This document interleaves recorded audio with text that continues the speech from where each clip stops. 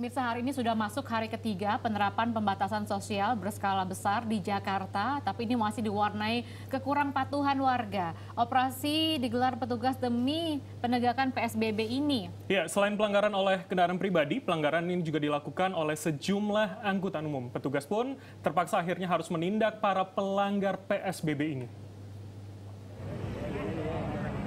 Demi menegakkan pembatasan sosial berskala besar, Wali Kota Jakarta Selatan turun langsung ke pemeriksaan di checkpoint Jalan Ciledug, perbatasan Jakarta dengan Tangerang.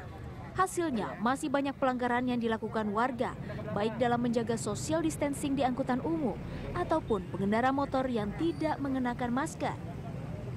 Imbauan dan persuasif dilakukan Pemkot kepada warga sebelum pemberlakuan sanksi tegas bagi para pelanggar. Penegakan PSBB di perbatasan juga dilakukan oleh petugas di Pasar Rebo, Jakarta Timur. Akses kendaraan Jakarta Depok dan sebaliknya diperiksa oleh petugas. Petugas menghentikan pesepeda motor yang tidak mengenakan masker dan sarung tangan. Sementara penumpang angkot yang duduk di samping sopir diminta pindah ke belakang. Di Jakarta Pusat, tepatnya di Johar Baru, selain memeriksa para pengguna jalan, petugas juga memeriksa angkutan umum yang melintas termasuk bajai.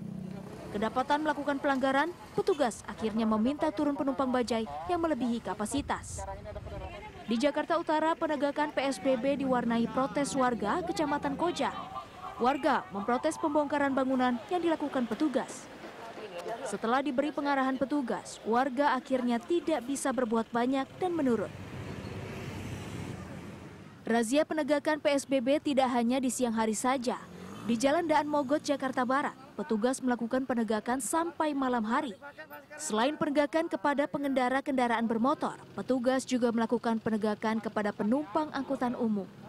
Penumpang angkot yang melebihi kapasitas 50% tempat duduk diminta untuk turun. Razia demi razia penegakan PSBB di wilayah Jakarta akan terus dilakukan karena kekurangsadaran warga dalam keseharian.